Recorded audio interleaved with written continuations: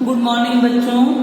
देखो बेटा class 11 first paper में हम लोगों को पढ़ा रहे थे ऊष्मागतिकी। चैप्टर का नाम क्या है? ऊष्मागतिकी, थर्मोडायनेमिक्स। ऊष्मागतिकी में कल पढ़ाई थी संभवन ऊष्मा, लिख गई थी ना। उसी के आगे आज सभी बच्चों को नेक्स्ट हेडिंग डालना है मानक संभवन ऊष्मा। डालिए हेडिंग मानक संभवन ऊष्मा। मानक संभवन ऊष्मा, स्टैंडर्ड एंथैल्पी और formation. Standard enthalpy of formation, मानक संभवन ऊष्मा। लिखिएगा मानक संभवन ऊष्मा में बोले डालिए। लिखो बेटा एक वायुमंडल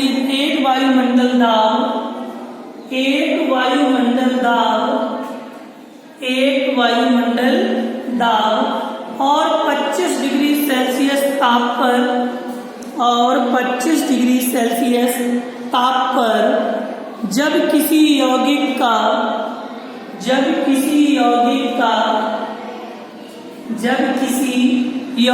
का एक मोल उसकी मानक अवस्था में उसके तत्वों से उनकी मानक अवस्थाओं में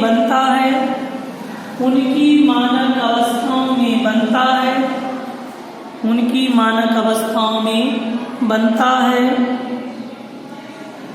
अभिक्रिया का एंथैल्पी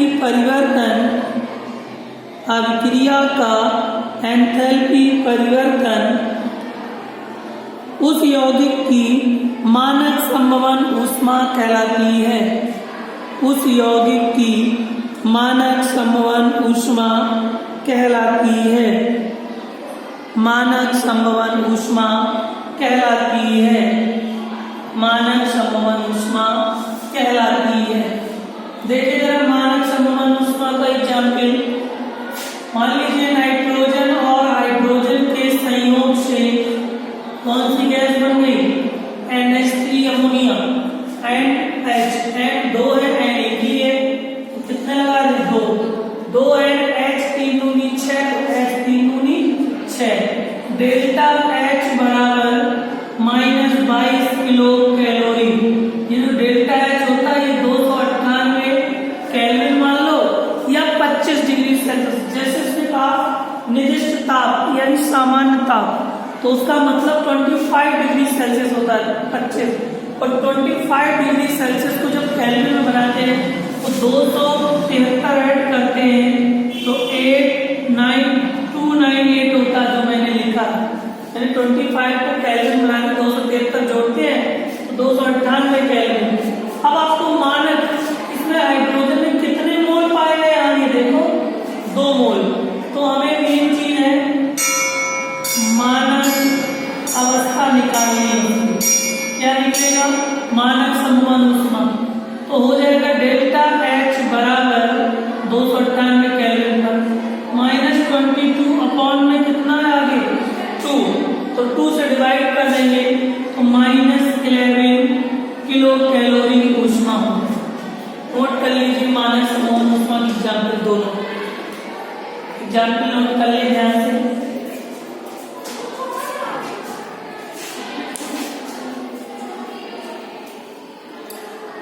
जहां ना समझ में आए आप बता दें, ठीक है?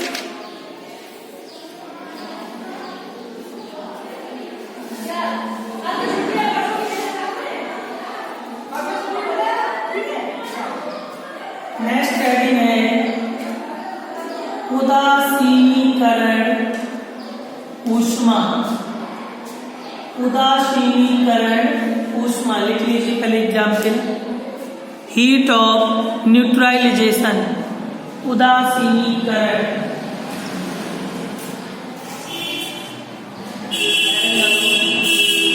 उदासीनीकरण ऊष्मा,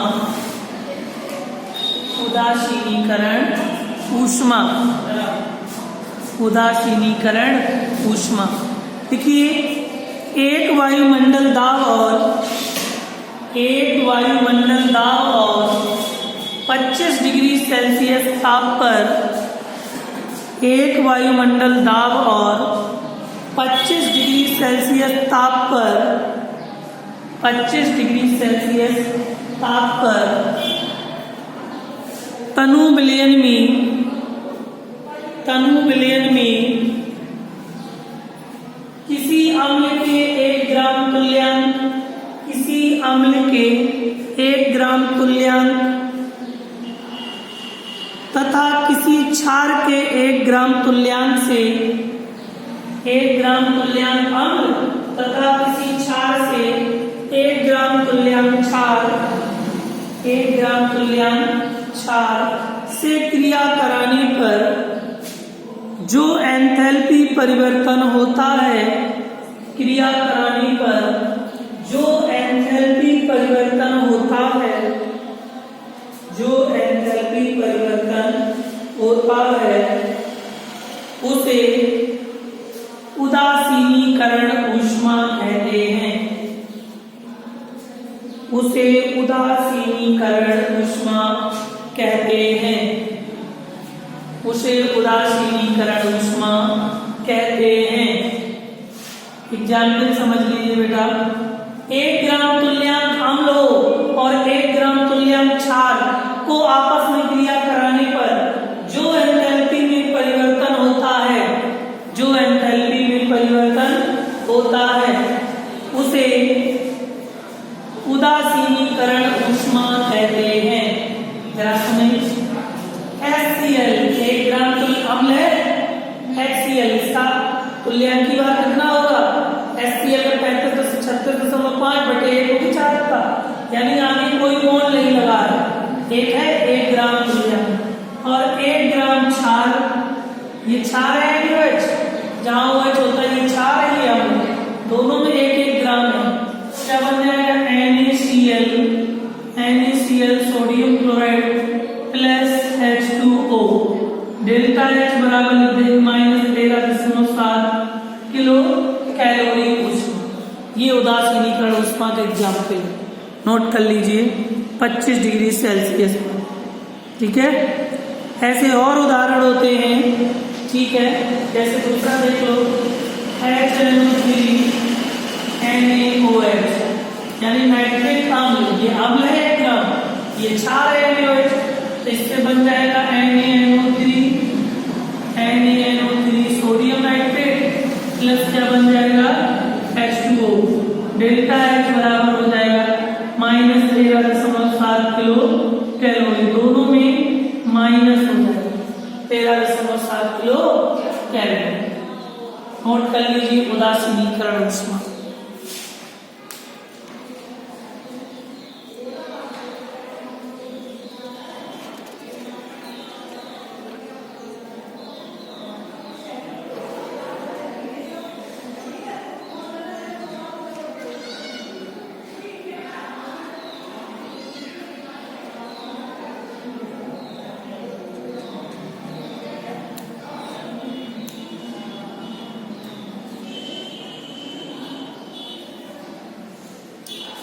हो गया।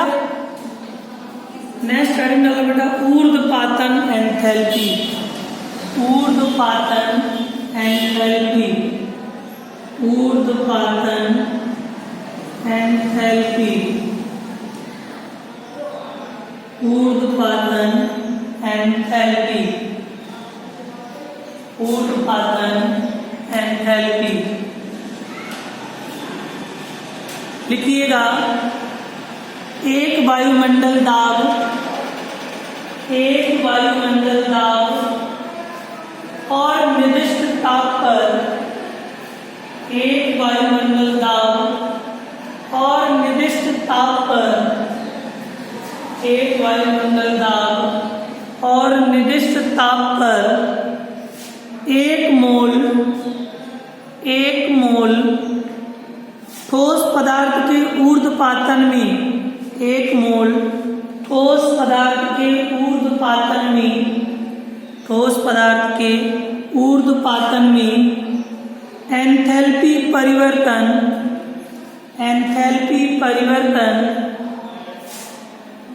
उस ठोस पदार्थ की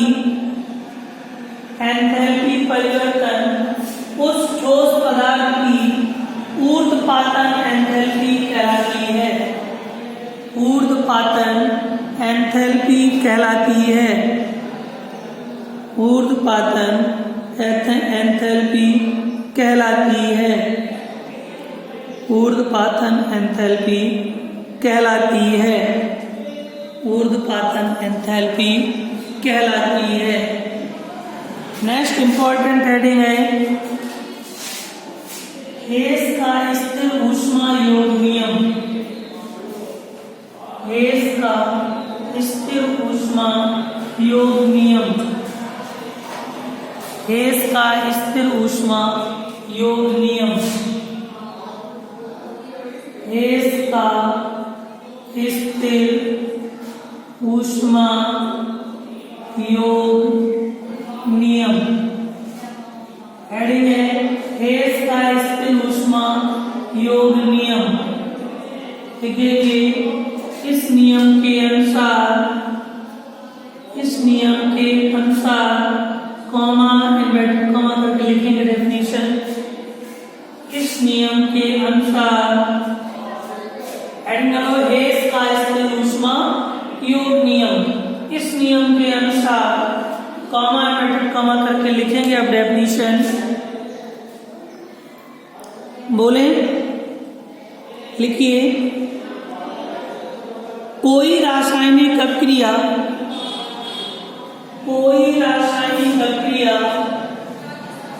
सीधे एक पद में कराई जाए।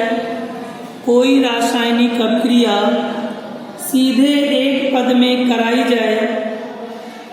सीधे एक पद में कराई जाए या एक से अधिक पदों में या एक से अधिक पदों में या एक से अधिक पदों में एक से अधिक पदों में अभिक्रिया में अवशोषित या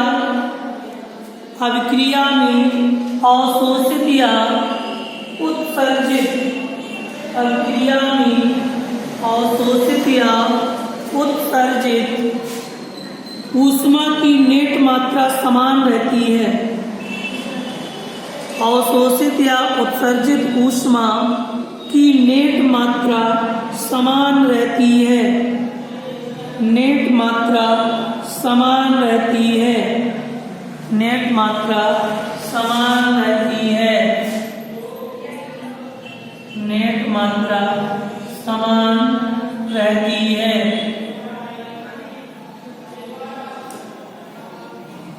नेट मात्रा समान रहती है।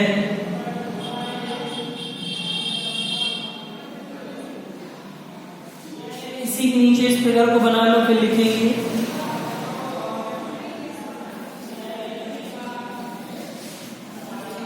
ये तो डेफिनेशन हो गई। अब कैसे इसको सिद्ध करना है? हेस का स्थिर ऊष्मा योग नियम। फिगर बना लीजिए। इसके नीचे फिगर बना लिया हो तो बताएं।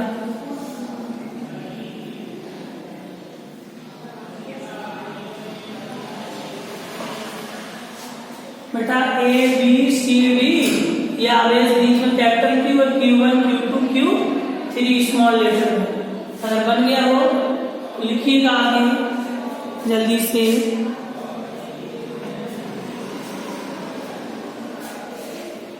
लिखिए देखो माना निश्चित ताप और दाब पर। लिखिए माना निश्चित ताप और दाब की परिस्थितियों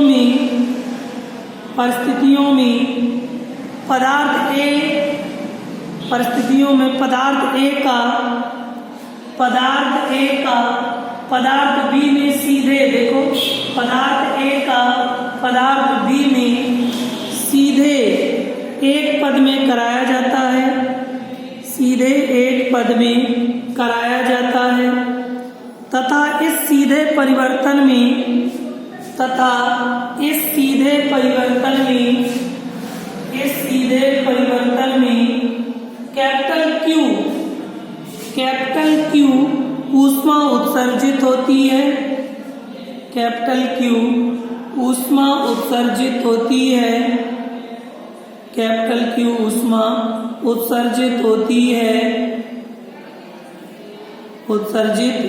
होती है। तो लिख लेंगे A gives B plus Q। A gives B plus Q। A का पदार्थ इसी तरह लिखो। इस A का चेंज किसमें हो रहा है? C में, प्लस Q1 आ गया।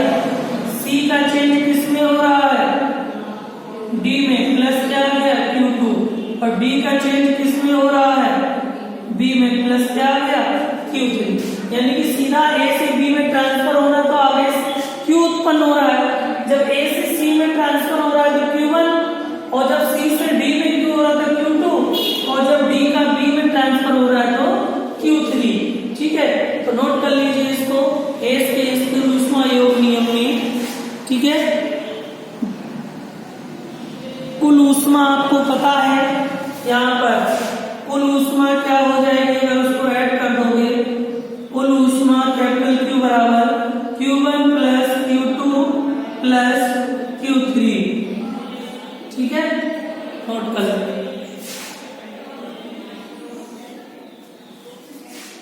कैपिटल Q शो करते हैं कुल ऊष्मा को, Q1 plus Q2 plus Q3। यही स्थिर ऊष्मा का योग नियम है, नोट कर लो।